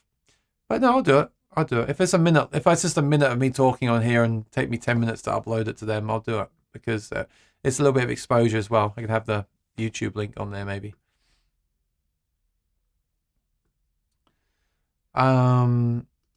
Collings being bought out concerns me. I used to reside in Austin, and they are an Austin company, but the owner passed away. Okay, I didn't know that either. Hudson Dalton is fabulous. Haven't played many, but that was a good guitar. Gary said, I've bought and sold countless boutique builder acoustics. I know you have, Gary. I've seen the videos. Only to realize I was always chasing a classic Martin tone. When Martin came out with the colorway dreads in 2018, I jumped on them, and glad I did, since they've been discontinued. Now I agree, but again, is it just that it has Martin on the headstock? Because a cutaway dreadnought is not a classic Martin, is it? That's not what they made. A cutaway dreadnought with an Anthem pickup is not what they made in the old days. Surely a classic Martin is a D18 authentic, isn't it? That's why I bought the authentic guitars, like to get a piece of that real history. The only problem with the really old guitars is then you've also got to deal with the stuff that makes them not quite as easy to play. That's just a trade-off, of course, with these things. And that's why now they try to make like the modern deluxe and things like that. So you can have both things in one. But you get what I'm trying to say? I'm only saying this because I know you and I feel the same way. What is the classic tone? What is it? Is it a Fender? Okay, let's be honest about it. It's probably a Fender and a Martin from that year, the original guitar, right? And that's why they're so expensive now. That is the classic guitar, the classic tone, and the wood has aged naturally. That's the real deal. And then these custom shop recreations and things, they get pretty close, and they do sound, I think noticeably better than like what you get from the standard series of these companies now. Having said that, the standard series instruments now are really good. They're affordable and they're really well made because they've learned all the things over the years. But I'm just interested, like, what is it, Gary? Is it you've tried all these boutique brands. Was it just the fact that it wasn't that guitar? Is it psychological? Is it that I'm looking for the classic tone and the classic tone is Martin on the headstock and that's what I need to have? Because I'm convinced a lot of this stuff is psychological on my part. It definitely, just the whole stuff with like, does the pickup affect the tone or well, maybe it does, maybe it doesn't. But if in my mind, I'm thinking while I'm playing, in the back of my mind, there's something in this guitar that's affecting how I'm playing and how I'm feeling about the instrument, then that's not good, right? So I'm the same with brands. Like all the brands we spoke about today, I'm sure a lot of those guitars smoke the Martins that I have. But a part of me wants it to say Martin on the headstock or Gibson. That's where I'm coming from.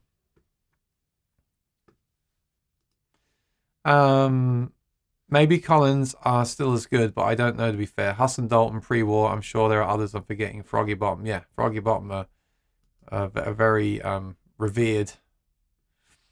Could you put up your email, please, Aaron? Just got to send some photos of Martin North Street that I think I'm getting. Would be cool. Get a second opinion. Sure. Here you go.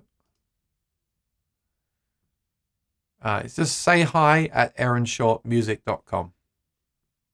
Not another truck. Poor, get out of here. Get out of here. You're gonna make poor Rosanna exhausted.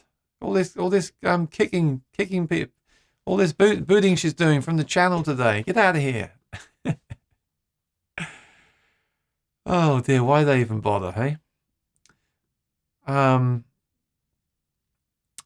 I know you have a good connection with Dave Coram at Rainsong. I just texted him today, actually. I said to him, what's the loudest rain song you make? The absolute loudest rain song. And he said the Jumbo. I said, okay, great. But is the Jumbo really boomy and bassy too? He said, no, the whole thing's just louder. Because I was thinking, down the line, I might want to sell my rain song and get a Jumbo that I could use outside. That's really loud. Like, I've done a few gigs lately where they don't want an amp at all. And normally I'll say to people like that, you're not going to be happy. If I show up there with no amp, you're not going to hear anything. Once people start talking and drinking, you're not going to hear anything. You're going to be upset. That happened to me once. They said, don't bring an amp. I didn't take an amp. And they were like basically not very happy. So now I just tell people it will not work without an amp. You cannot have live music without an amp. But I did a couple of parties this year without an amp and it worked okay. So what I'm looking for in the future, this is just an idea. I'd like to get a guitar that I can use outside that's really loud. So not one of these super dreads, like something that's robust and loud. So I'm thinking no pickup, right? So no anthem. So nothing to take away from the tone at all, mentally or otherwise. A big guitar and carbon fiber so that it's also weather resistant. Because obviously sometimes you're playing with no amp, it means you're playing outside. And then maybe a very simple pickup like a K&K. So there's no electronics or batteries in there to get wet either. So that's what I'm thinking. I might do that. I might do that at some point. I'm not sure. I have to think about it. Because if I do that, I need to sell my rain song. I'm not using that rain song much anyway, apart from to play at home. So I just like the idea of getting a really loud guitar. I think those rain songs are good for like a portable guitar or a loud guitar that you're playing outside, because then you can take it into the elements, which is where they really shine, right? When you're using them outside. So I was talking to him about those. And what was your question? I wonder if you know if they're moving away from authorized dealers. They are. Yeah, he was on my channel a few weeks ago to announce that. So watch the video with him on the channel. We spoke all about it. So they're selling direct. And the good news is they're also now selling on Reverb. And I have an affiliate link with Reverb. So if you're going to buy one, if you want to buy it from their Reverb store, if you click my link in the description of my videos below from Reverb and then buy the guitar, I get a little commission at no cost to you. But the great thing with Rainsong is you can just phone them up and talk to Dave directly, which is really cool. That's basically what I did today. You can call up Dave and say, hey, Dave, I'm thinking about getting a guitar. Which one should I get? And they also recently opened a showroom as well. So you can actually go there and check out some guitars in person. Not all the guitars, but some of the guitars. So they are selling direct. And I think that's the way to go for, a boutique builder, right? A small builder. I think selling direct is a good idea. I really do. I think they'll do well with that. So work with them directly. They've also got a really nice website now. The website is really good. So work with them directly if you're looking to buy one. Ryan said, I played the 2021 D18 the other day and wow, it's phenomenal. And I'm not even a hog guy. Yeah. I knew when I saw those reimagined guitars at NAMM, I knew that was the way to go. Because they basically, like the old OM28 John Mayer, the new OM28 was basically that. they've been testing the water with like the Aura guitars. The retro series was basically what the Reimagined became. They were testing again. All these companies do this. They make a little series of guitars, and what they're doing is they're testing the water with those guitars, and it was really cool. Do you know if Rain Song are moving from theaters and going direct? They are, yeah. So again, watch there's a video on the channel with Dave. We talk all about it. Check that out. And McPherson makes some sweet carbon. Yeah, I hear about McPherson all the time. Don't know. I mean, like Rain Song, you know, like I've become friends with Dave there now. So I guess I'm biased, right? I am biased. But the reason I like them in the beginning is that they look traditional. They have that traditional look, whereas some of the modern guitars have the very way out there spaceship look. Having said that, the guitar he told me is the loudest is the Jumbo Black Ice guitar, which doesn't look traditional at all. Because the one that's traditional, they have a Jumbo that's traditional with the wood on top. That looks very traditional, but from owning the one I have here, the wood over the top does mute the sound slightly. So it also warms it up if you like that. But if you're just going for sheer volume, the Black Ice apparently just gives you all that volume from the top. It's just carbon fiber. You just get that massive volume. And the fact it looks kind of modern, and the body looks traditional, but the fact that the top looks kind of modern, I think is good if you're doing something like a kid's party or an outside party, because it's some guitars, people do talk about them. I pulled out the silent guitar a few months ago at an outside party. I always take that as my backup guitar, and for whatever reason, I used it that day, and the kids there loved it. They wouldn't stop talking about it. Can we see your guitar? What's that guitar? Why is the guitar got a hole in it? Wow, the guitar's... And I felt like it kind of made the party, where like your traditional Martin HD 28, it's just another yellow guitar. That's what people say to me. So it just looks like a yellow guitar. So I think there's definitely a place for the modern stuff too, like the really modern stuff. But I like the way the Rain Song is a nice compromise of traditional and modern. The only thing is I wish they would use stainless steel frets. I really do. I've got a question. I've just recently got an OM28 from 2021 that rules. I had an OM21 that I didn't really like the sound of, but the 28 sounds amazing. Same specs except for herringbone and trim. What's the question? I had an OM21 cutaway, and I didn't like the look of it. They say that they say the build is slightly different from the 28, but I felt like the look of the 28 is much better for me. So I'd rather spend the extra money and have the 28. So yeah, the trim is different, and I think the 28 trim is worth the upgrade myself. Recently got an OM28 from 21 that rules. Had an OM21, yeah, didn't like the sound of that. Yeah. But the thing is, some guitars do, all guitars do sound different. They're all made from different wood, right, and things like that, and made by different people. And then the setup is really important. The minute you turn that truss rod, it changes the sound to me. So there's all that as well. But the thing is, I felt the same. I didn't love the OM21C that I had. I didn't love it. It was a great guitar. It had a really good sound, very resonant. But the 28 kind of has a bit more of a richness to it somehow. I'm not sure why that is. Because I've heard that the top is thinner on the 21 or something? There's some rumors about that kind of thing, but I don't know. There was always something about that guitar that I didn't like as much as the 28s. Rexomatic, Gibson J200, or maybe Epiphone inspired by Gibson, big sound. Yeah, but the thing about the Rain Songs is you can then take it outside, because I do that quite a lot. I play outside quite a lot, and I always get funny. Like I played outside a while ago. I was going to use the Martin Authentic. That's when I was testing the Lyric pickup, and I decided to use the Cole Clark because I know the Cole Clark has a thicker top and it was cold outside. So with a Rain Song, you haven't got to worry about that at all. It's carbon fiber, so that's cool.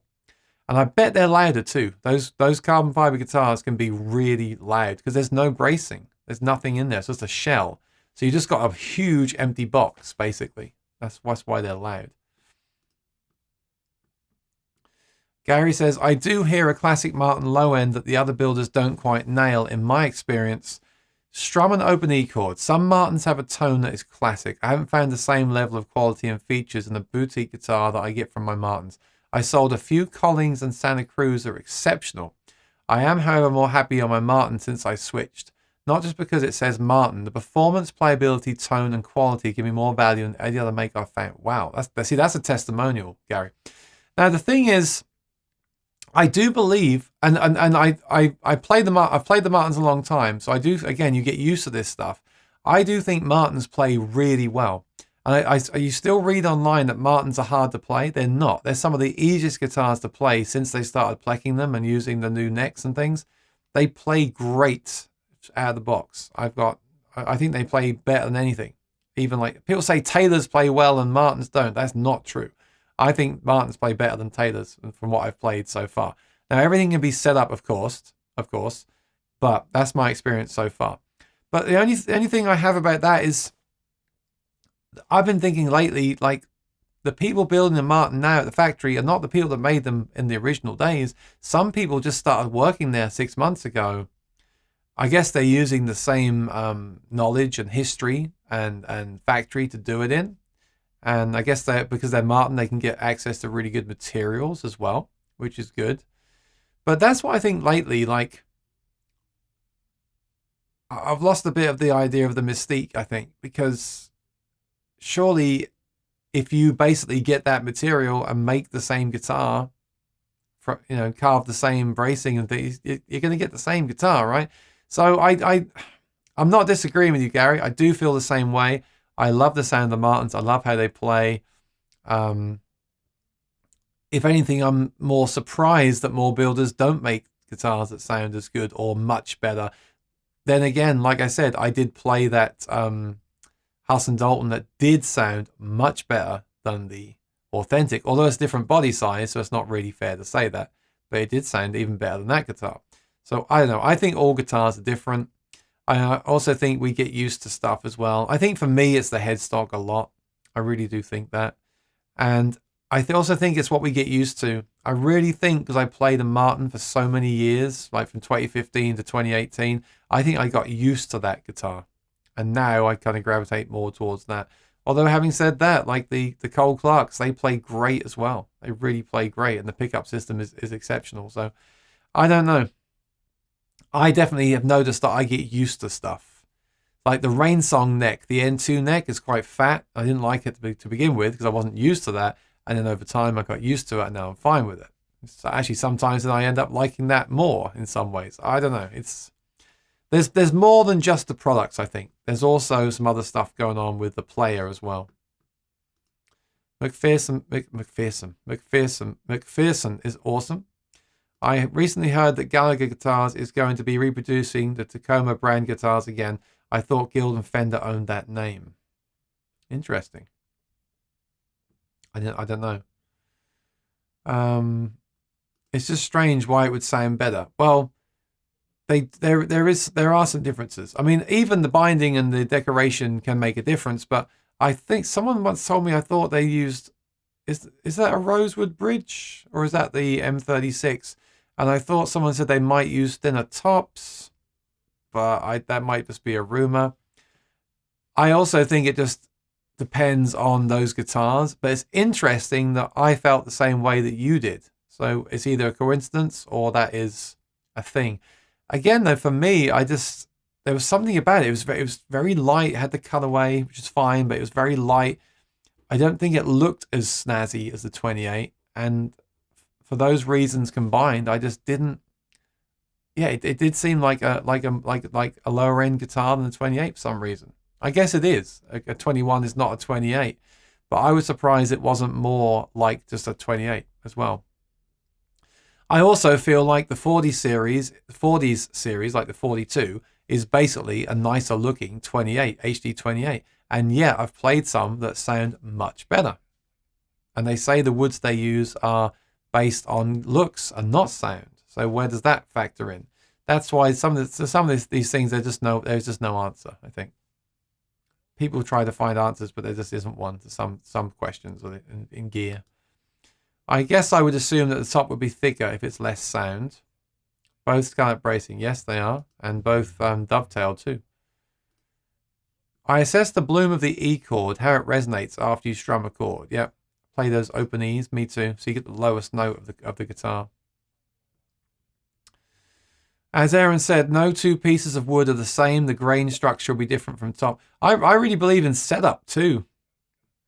I really believe it's to do with the setup as well. Like I've had a guitar where I've turned the truss rod a turn and it sounds different to me. I guess it would, right? Because the whole angle of the neck is different. That makes sense. Good luck on the purchase. Ryan says, I'm a fan of the D20 Authentic Aged Madagascar Rosewood. They are doing away and making it Guatemalan. So yeah, mine is Madagascar. Yeah, I like that. I'm glad. That's why I got it when I did. Actually, I had an inkling that was going to happen. That's the thing that pushed me to get it, and the fact that it was on Jeremy's show and he liked it. That's why I got that guitar. The Super D now has got, yeah, they basically don't have much of it left. That's the reason. Again, the reason why I wanted that one. Tacoma brand. Okay, I hope the manufacturing comes back here. All right, that's another interesting show. There was not really a theme today. We took a look at Rudy's music because David is heading out there. We spoke about boutique builders, which wasn't on the agenda. So I like that. I like the way the streams just take off their own direction. It's really fun. So I'm going to leave it here because it has been almost 2 hours. It's a long show today.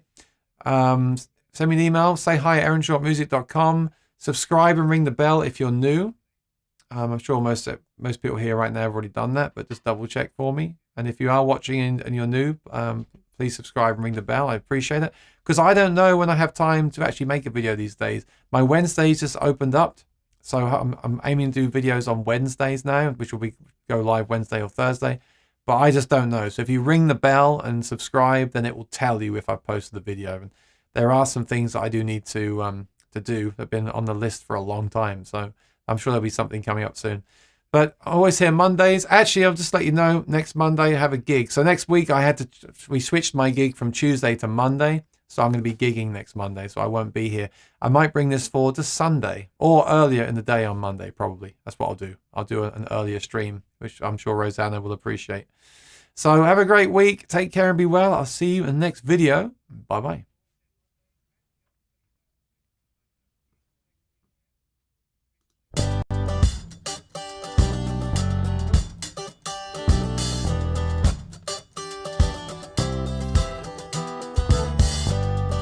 I'm not lost, but I'm not found.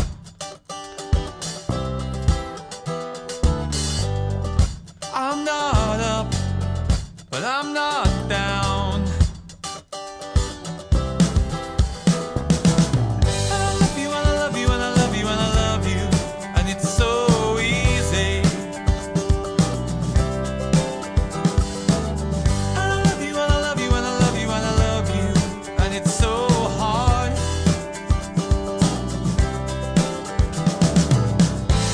But all I'm really sure of is I'm not happy and